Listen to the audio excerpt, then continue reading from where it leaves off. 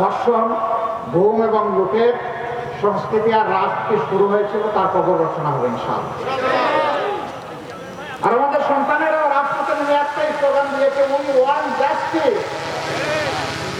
আমরা বৈষম্য চাই না, আমরা ন্যায় বিচার চাই। আমরা শহীদদের আত্মাকে কথা দিচ্ছি, আল্লাহ তাআলাকে কথা দিচ্ছি, শহীদদের বেঁচে থাকা আপনজনকে কথা দিচ্ছি, আহত বন্ধু ভাই বোনদেরকে কথা দিচ্ছি, তোমাদের স্বপ্নের সেই সামনের বাংলাদেশ গড়ার জন্য আমরা অঙ্গীকারবদ্ধ। এতে যদি আরো বছর লাগে অপেক্ষা করতে রাজি আছে, কিন্তু লড়াই ছেড়ে দেব না। এই লড়াই আমাদের অব্যাহত থাকবে। এই লড়াই ইনশাআল্লাহ এবার জনগণকে আমরা পাশে পাবো। কারণ ইতিমধ্যে জনগণ জানান দিয়েছে যে আমরা চাঁদাবাজ মুক্ত, দখলদার মুক্ত, বৈষম্য মুক্ত, ন্যায় এবং সাম্যের একটি বাংলাদেশ চাই।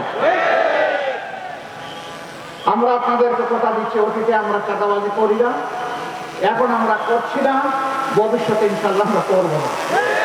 নিজেরা যখন চাঁদাবাজি করবো না, যদি আল্লাহ তাআলা আমাদেরকে এই দেশ পরিচালনার সুযোগ দেন, কাউকে চাঁদাবাজি করতে দেব না।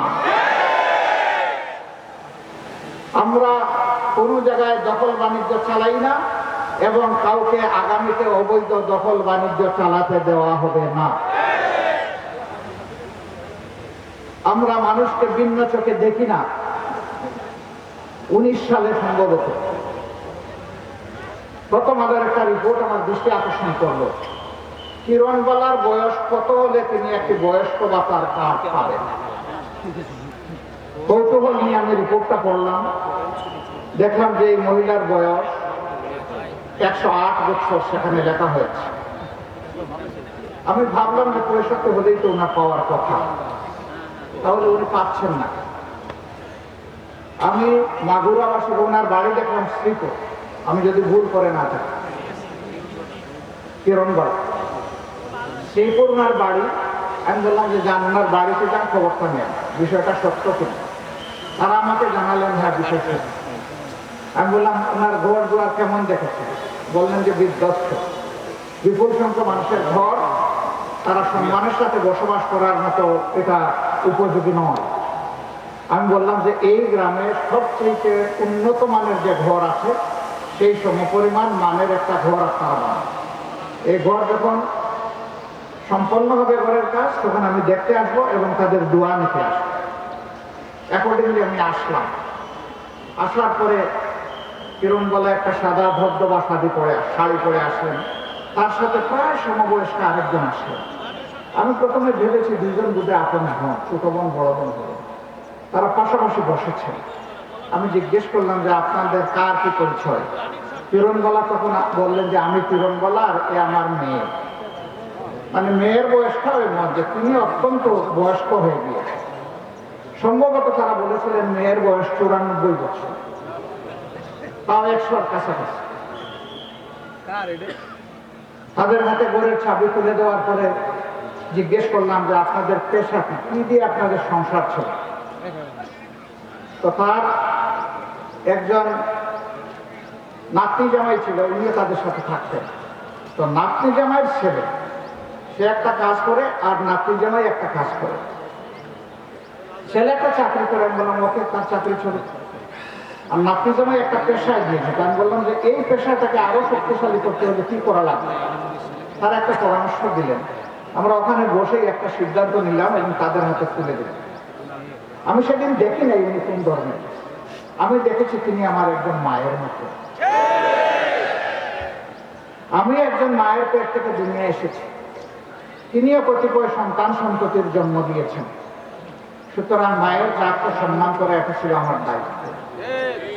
এইটা নিয়ে পত্র পত্রিকায় কোনো প্রচারণা চালাইনি, কারণ এই কাজটা বাহবা পাওয়ার জন্য করিনি।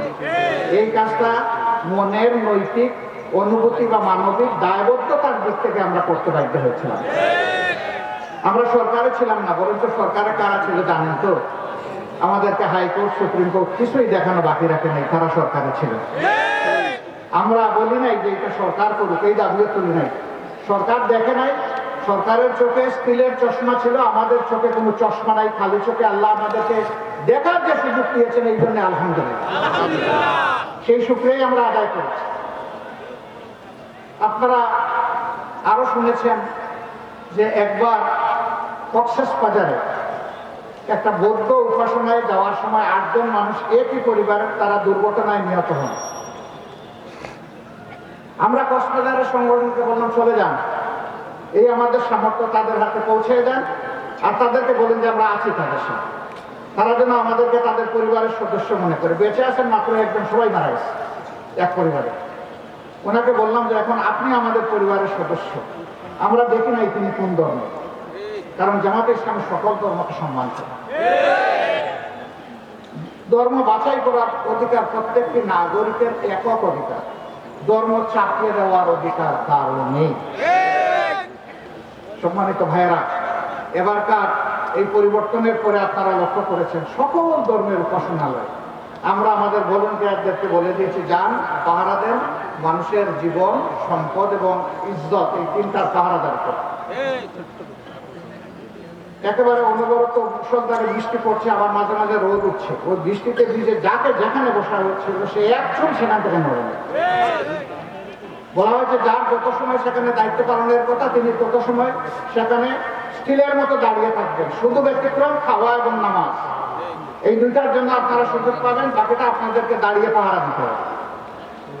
আলহামদুলিল্লাহ বড় কোনো দুর্ঘটনা ঘটেনি। তবে রাজনৈতিকভাবে যারা অতিরিক্ত দলবাজ ছিলেন, মানুষকে বিভিন্নভাবে কষ্ট দিয়েছেন, মানুষ তাদের অনেকের উপর থেকে কিছু প্রতিশোধ দিয়েছে। আমরা নেই, আমাদের সংগঠন নেয়নি, আমাদের সহকর্মীরা নেয়নি, সাধারণ মানুষ নিয়েছে। তারা যেহেতু মানুষকে কষ্ট দিয়েছে, এই প্রতিশোধ নেওয়ার সময় তারা দেখে নাই কে কোন ধর্মের, দেখেছে যে তিনি একজন জালেম ছিলেন। ওইটা ধর্ম বিবেচনা করে কাউকে আঘাত করে নাই। তারপরে আমরা এটাকেও সমর্থন করি না। কেন করি না? আমরা বিশ্বাস করি আইন যদি মানুষ হাতে তুলে নেয় প্রত্যেকে, এই রাষ্ট্রে কোনো শৃঙ্খলা থাকবে না। আমরা শৃঙ্খলার পক্ষে। আমরা বলেছিলাম যে আমরা নিজেরা কোনো প্রতিশোধ নেব না, তবে আমাদের উপর যে জুলুম করা হয়েছে, খুন গুম যা করা হয়েছে, লুণ্ঠন করা হয়েছে, আমরা এগুলার প্রতিকার চাইব, কিন্তু সেটা আইনের মাধ্যমে চাইব। সারা দেশে আমরা আমাদের সহকর্মীদেরকে নির্দেশ দিয়েছিলাম মামলা দায়ের করতে গিয়ে সাবধান, শতবার চিন্তা করে মামলা দায়ের করবেন। একজন নিরীহ নিরপরাধ মানুষ যেন আমাদের মামলার আসামি না হয়। 10 জন ঠিক আছে, একজন ভুল, এই একজনের কারণে আল্লাহ আমাদেরকে ছাড়বেন না, শাস্তি দিয়ে দেবেন। আমরা তাই চেষ্টা করেছি। এই জন্য আমাদের দায়ের করা মামলাগুলোতে 500, 700, 1000 আসামি কোথাও আপনারা খুঁজে পাবেন। সুনির্দিষ্ট আসামি, যে যেখানে অপরাধ করেছে তার নাম, এর বাইরে নাই। তিনি যেই হন না কেন তার নাম বাদ দেওয়া হয়, কারো মুখের দিকে তাকানো হয়। আবার বাণিজ্যেরও কোনো ইচ্ছা আমাদের ছিল না। যারা বিভিন্নভাবে আমাদেরকে অর্থনৈতিকভাবে শোষণ করেছে, লুণ্ঠন করেছে, এখন তাদেরকে কাবুতে ফেলে এখান থেকে কিছু উদ্ধার করি, এটা আমাদের উদ্দেশ্য। কারণ আল্লাহ রিজিকের মালিক, আমার রিজিক কেউ কেড়ে নিতে পারে নাই, পারবেও না। যারা নিয়েছে তারা ছুট, হয় আমি দুনিয়ায় পাবো, না হয় আখিরাতে আমি আমার সম্পদ ফেরত পাবো ইনশাআল্লাহ। আমার সম্মানিত ভাইরা, সেই স্বপ্নের মানবিক বাংলাদেশটা আমরা করতে চাই। আপনারা কি এই দেশ গড়ার কাজে আরেকবার শপথ নিতে পারবেন? পারবেন? লড়াই কিন্তু শেষ হয়নি, লড়াই কিন্তু শেষ হয়নি, লড়াই সামনে অনেক রয়ে গেছে। আমাদের সন্তানেরা যে স্লোগান দিয়েছে, আমরা একই স্লোগান দেব, আবু সাইদ মুক্ত, শেষ হয়নি যুদ্ধ। সবাই বলুন আবু সাইদ মুক্ত। আলহামদুলিল্লাহ, সেই যুদ্ধের সৈনিক হবো আমরা ইনশাআল্লাহ। নিজের জন্য, প্রিয় দেশের জন্য। নিজের জন্য এই কারণে, দেশ যদি ভালো থাকে আমিও ভালো থাকবো, দেশ যদি ভালো থাকে না আমিও ভালো থাকবো না। আল্লাহ তাআলা আপনাদের এই অঙ্গীকারকে কবুল করুন।